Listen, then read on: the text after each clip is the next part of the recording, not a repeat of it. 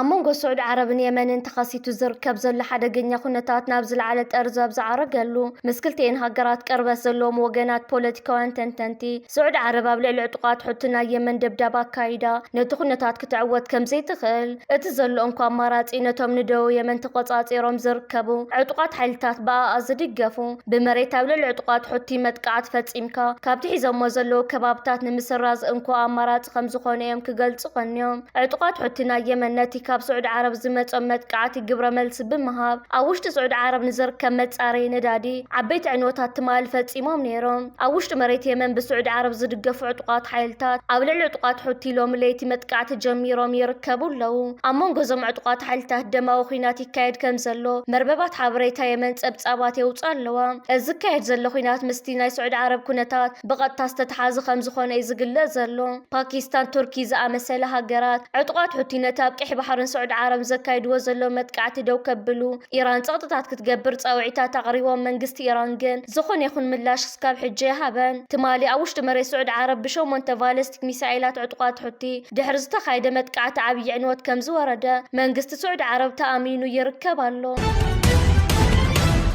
سراوي السودان استراتيجيكاوي كتما سايال تقوصاصيرو اب سمين كوردفان اب تركب استراتيجيكاوي كتما سايال ملك وتصورو خمز رغاغص افليطو از سغمت زي سراوي السودان اب تزوبان زلو وتادراو صلوان مسفاح زغبر زلو قال استرخب عوي عوت مخانو تغليصو كتما سايال نماكلاي السودان مس دارفورن كالوت معرباو زوباتاتن زرخب قند مسمر اب زركول بوتا بمخانو نوتادراو منقسقاسا سراوي السودان عبي استراتيجيكاوي ربحا خمزلو يفلت مقوطصار ز ختمان مسمرات قررو نمقوطصارن منقسقاس تصاباتن مغتان وسان تراخ صاوتيو وتادراو تنتنت خمز حبرو ازاب سمين كوردوفان استمزغب عوت نت سراوي السودان معرباو شنخ هاجر نمسفاح زحازو طن حدش صعن تخفطريو بتوسخته زبان ماكلاي السودان مستفلالي كفلتات هاجر زرخب وسان متحالف بمخانو مقوطصار سمين كوردوفان ابت زكايد زل خوينات عبي لوط خمزه مصي يغلص الله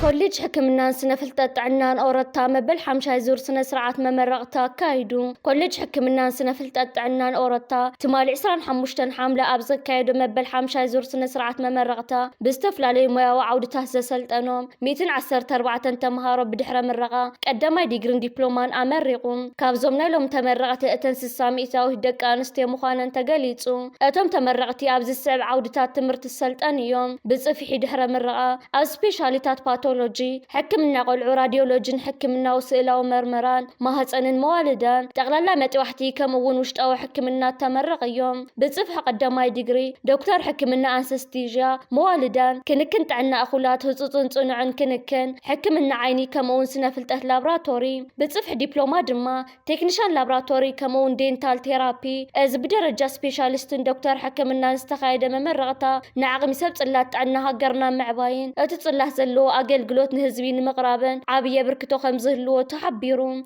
تم تمرقت دما بالسلط أنو لمايا نهزبو منها قرو من بتوفاينت نمجلقال كالاتيوم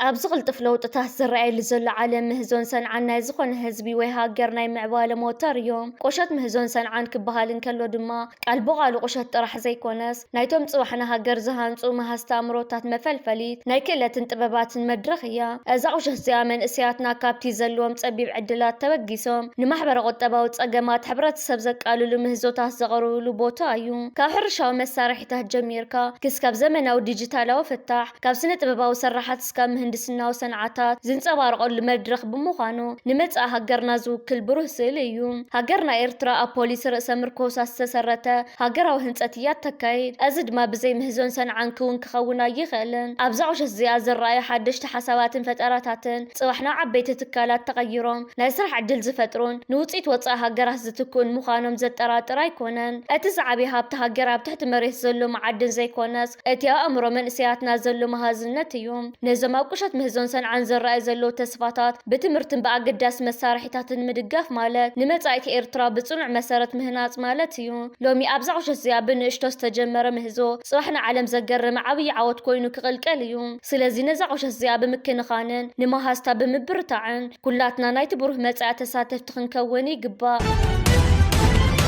زحالف 4-5 ዓመታት ኣብ ልዕሊ ኤርትራዊ ሃገራዊ ውራያትን ኣብ ልዕሊ ኤርትራውያን ዜጋን መንነትን ናይ ሽበራ መጥቃዕትታት ይፍጸም ነይሩ እዩ። ፈጸምቲ ናይ ዝገበናት ኣባይቲ ማእሰርትን ቤት ፍርድን ዕንክልል ኢሎም ናይ ኢዶም እናረኸቡ ይርከቡ ኣለዉ። ትማል ካብ ሃገረ ካናዳ ኣገዳስን ዓብይን ዘሐጉስን ዜና ወፂኡ ይርከብ ኣሎ። ኣብቲ ሃገር ኣብ ልዕሊ ኤርትራውያን ዜጋታትን ኤርትራዊ ውራያትን ኣብ ዝተፈጸሙሉ ገበናት 4 ሰባት በኸቢድ ገበን ተሓተቲ ከም ዝኾኑ ትማል ቤት ፍርዲ ካናዳ ኣፍሊጡ ይርከብ። እዞም 4 ሰባት ኣብ ልዕሊ ኤርትራዊ ሃገራዊ ውራያት መጥቃዕቲ ኣብ ዝፍጸመሉ ዝነበረ እዋንን ሰዓትን በላሕቲ ነገራትን ካልእ ሓደገኛ ነገራትን ሒዞም ከም ዝተረኸቡ እዩ እዚ ቤት ፍርዲ ኣፍሊጡ ዘሎ። እዞም ሰባት እዚኦም ናይ ነዊሕ ዓመታት ፍርዲ ከቢድ ዝኾነ ገንዘባዊ መቕጻዕቲ ከምኡ እውን ካብ ሃገረ ካናዳ ክስጎጉ ዝለዓለ ተኽእሎታት ኣሎ። ኣንጻር ኤርትራውያን ከምዚ ዓይነት ገበናት ፈጺምካ ሰላም ኢልካ ክሕደር ዝከኣል ኣይኮነን። ድሕሪ ናይ 3 ዓመታት ዝተኻየደ ፍርዳዊ መስርሕ ላዕልን ታሕትን እዞም ሰባት ገበነኛታት ኮይኖም ተረኺቦም ኣለዉ። ስርዓት ብልጽግናን ምክልኻል ናይቲ ሃገር ናብ ኢትዮጵያ ገበናት ይፍጽሙ ኣለዉ። እቲ ዕሸል መራሒ ኢትዮጵያ ኣብይ ኣሕመድ ኣብቲ ሃገር ኣብ ዝርከቡ ሃይማኖታውያን ቦታታትን ገዳማትን ምሕቢ ዕጡቓትን መኽዘናፅዋርን ኮይኖም ብምባል ንህዝቢ ዘደንጹ ሓበሬታታት ይሕሊፉ ነይሩ። ኣብዚ ሕጂ እዋን ኣብ ክልል ኣምሓራ መንጎ ፋኖን ፌደራል መንግስቲ ኢትዮጵያን ዝካየድ ዘሎ ኩናት ስርዓት ብልጽግና ብመዳፍዕ ድሮናት ከምኡ እውን ታንክታት ኣብ ልዕሊ ኣብያተ ክርስትያንን ገዳማትን መጥቃዕቲ ይፍጽም ኣሎ። በዚ ዝተፈጸመ መጥቃዕቲ መራሕቲ ሃይማኖትን ካልኦት ተኸተልቲ ሃይማኖትን ቀቲሉን ኣቕሲሉን ይርከብ ኣሎ። ማሕበረሰብ ዓለምን ተጣበቕቲ ሰብኣዊ መሰላትን ብፍላይ ድማ ሂውማን ራይትስ ዎች ስርዓት ብልጽግና ሃይማኖታዊ ቦታታት ዘካየደ ዘሎ መጥቃዕቲ ብህፁፅ ደው ከብል ፃውዒት ኣቕሪቡ ነይሩ።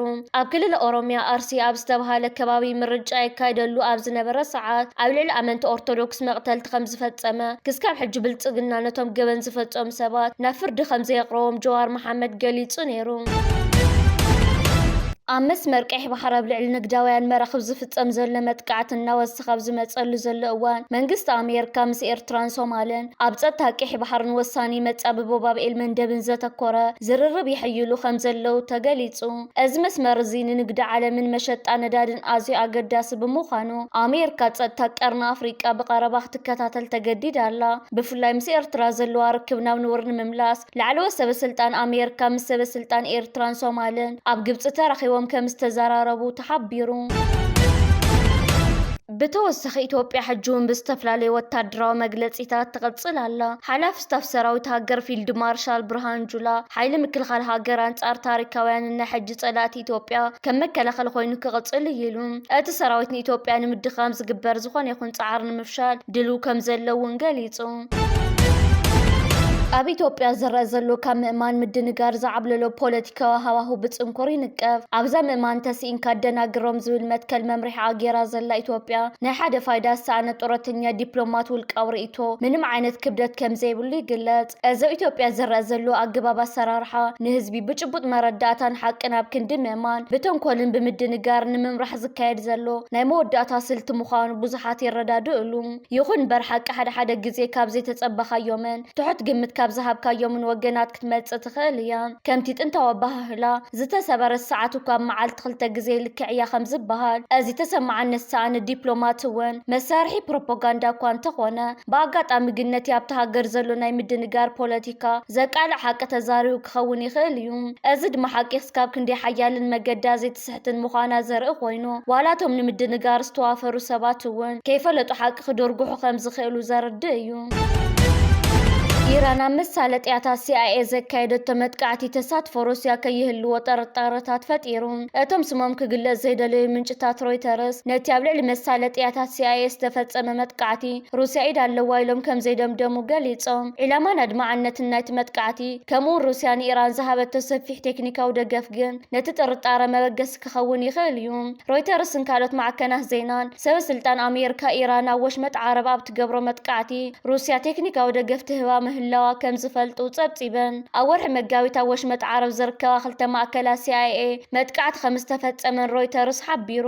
እቲ ሓደ መሳለጢ ኣብ ጥቓ ኤምባሲ ኣሜሪካ ኣብ ሪያድ ዝርከብ ኮይኑ እቲ ካልኣይ ድማ ኣብ ምብራቓዊ ኢራቅ ይርከብ። ካልኦት ዒላማ ዝኾና መሳለጥያታት ሲአይኤ እንተለዋ ምንጭታት ሮይተርስ ዝርዝር ሓበሬታ ክህቡ ኣይደለዩን።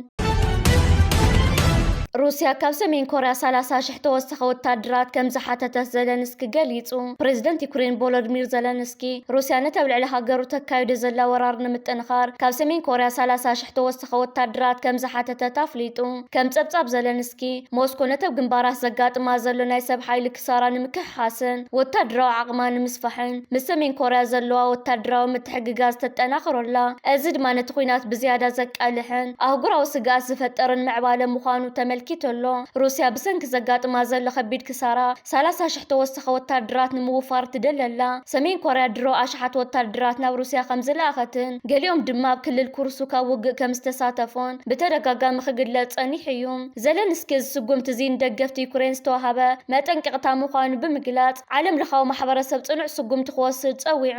እዚ ምንቅስቓስ እዚ ኣብ መንጎ ሩስያን ሰሜን ኮርያን ዝተገበረ ናይ ምክልኻል ስምምዕ ኣካል ምዃኑ ዝግለጽ ኮይኑ ንጸጥታ ኤውሮፓን ዞባ ኤስያን ሓድሽ ስግኣት ፈጢሩ ኣሎ።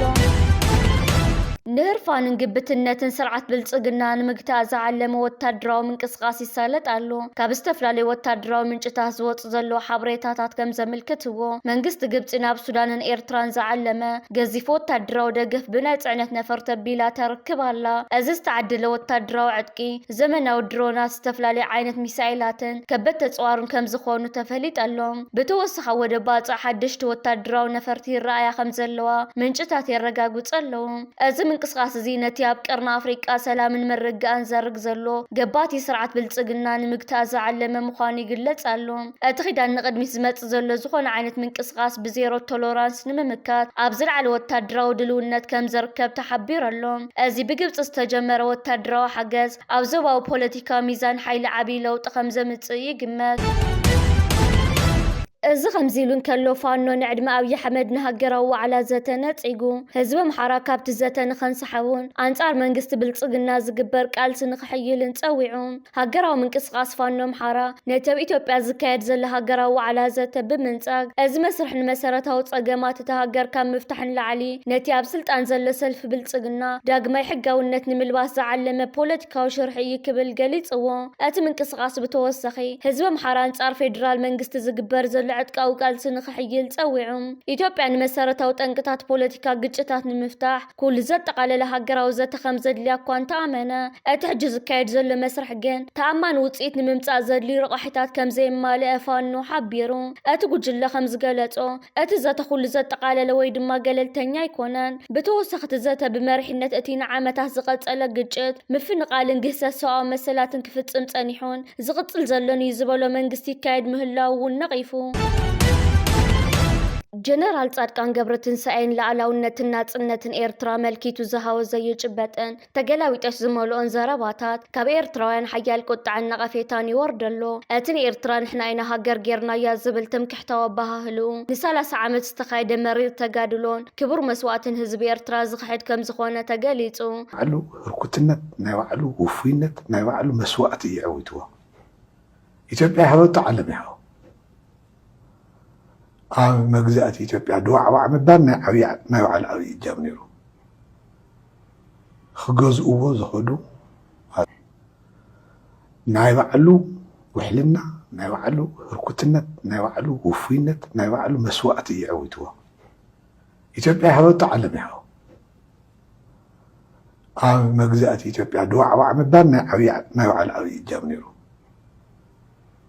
ክገዝእዎ ዝኸዱ ወታደራዊ መራሒ ህወሓት ዝነበረ ጻድቃን ገብረትንሳኤ ኣብ ዝተፈላለዩ እዋናት ንኤርትራን ህዝባን ዝምልከት ዘይርጉእ ርእቶታት ክህብ ጸኒሑ እዩ። ብሓደ ወገን ኤርትራውያን ጀጋን እዮም እናበለ ክንእድ እንከሎ ብኻልእ ወገን ድማ ንኤርትራ ክንብቀላ ኢና ዝብል ናይ ጽልእ መግለጺታት ከቃልሕ ጸኒሑ። ሕጂ ድማ ኤርትራ ንሕና ኢና ሃገር ጌርናያ ብምባል ታሪካዊ ሓቀታት ንምጥምዛዝ ይፍትን ምህላው ተንተንቲ ይገልጹ። እዚ ዝረአ ዘሎ ናይ ሓሳባት ምግጫው ንታሪክ ኤርትራ ንምውራድን ንውልቃዊ ውድባዊ ፍሽለታት ንምሽፋንን ዝዓለመ ምዃኑ ይንገር። ህዝቢ ኤርትራ ናጽነቱ ኣብ ቢያቲ ተዳልዩ ዝተዋሃቦ ውህብቶ ወይ ብጸጋ ካልኦት ዝተባረኸለ ኣይኮነን። እቶም ሃገር ጌርናያ ዝብሉ ዘለዉ ወገናት ኤርትራ ብ30 ዓመት ቃልሲ ደቃ ብኣሽሓት ዝቑጸሩ ሰማዕታትን ብዘይሕለል ቅልጽም ህዝባን ናጻ ከም ዝወፀት ክዝክሩ ይግባእ። ድሕርቲ ወታደራዊ ዓወት ድማ ብሕጋዊ መስርሕ ሪፈረንደም ተረጋጊጹ። ብኣህጉራዊ ሕጊ መሰረት ኤርትራ ከም ነጻን ላዕላዊትን ሃገር ኣብ ሕቡራት መንግስታት ዓለም ተፈላጥነት ዝረኸበትሉ ታሪክ ዘይሕከኽ ምዃኑ እቲ ዜና የዘኻኽር። ጀነራል ጀነራል ጻድቃን ኣብ ዝተፈላለዩ እዋናት ኣብ ኤርትራ ብዝተኻየዱ ወራራት ንኣሽሓት ዕሸላት ትግራይ ከም ጠረፈታሊ ብምጥቃም ኣብ ዘይድሊ ኩናት ከም ዝሃልቁ ዝገበረ መራሒ ምዃኑ ይፍለጥ። እቲ ክንውቀላ ኢና ዝብል ፈኸራ እቲ ሕጂ ዘርአ ዘሎ ናይ ትምክሕቲ ዘረባን ካብቲ ኣብ ልዕሊ ኤርትራ ዘለዎ ናይ ነዊሕ እዋን ጽልአን ናይ ስዕረት ሕንቁነን ዝነቅል ምዃኑ ተዓዘብቲ ይሕብሩ። ናጽነት ኤርትራ ብደምን ብድምፅን ዝተሓተመ ብኣህጉራዊ ሕጊ ዝጸንዐ ብሄራዊ መንነት እዩ። ስለዚ ዝኾነ ወገን ታሪክ ንምጭዋይ ዝገብሮ ፈተነ ይኹን ንሕና ኢና ናጽነት ሂብናኩም ዝብል ባዶ ዘረባ ኣብ ቅድሚ ሓቀኛ ታሪክ ተቐባልነት የብሉን። ኤርትራውያን ናጽነትና ብቕልጽምና ዘምጻእናያ ሃገር እያ ብምባል ንኹሉ ናይ ጻድቃን ጽዩፍ መግለጺታት ይነጽግዎ ኣለዉ። ሄደ ጾሮና ላይ ሄደ ማንም በሚሊተሪ ዓለም ውስጥ ማንም ደንቆሮ ሻለቃ የማያደርገውን ስተሰራ ጾሮና ገብተው እንደሚጨፈለቁ ያቅ ነበር። መለስ ሂዱ ግቡ ብሎ ፈረምልን አሉት። ፈረመ። እዛ ሄዶ አልቅሶ ወደ አዲስ አበባ መጣ። ወታደራዊ ምንቅስቃስ እጉጉሙ ኣብ ዝኾነ ሰዓት ናብ መጥቃዕቲ ንምስጋር ወሲኖም ስርዓት ኣብይ ኣሕመድ ድማ ናብ መወዳእታ 0 ሰዓት ገጹ የምራሕ ኣሎ።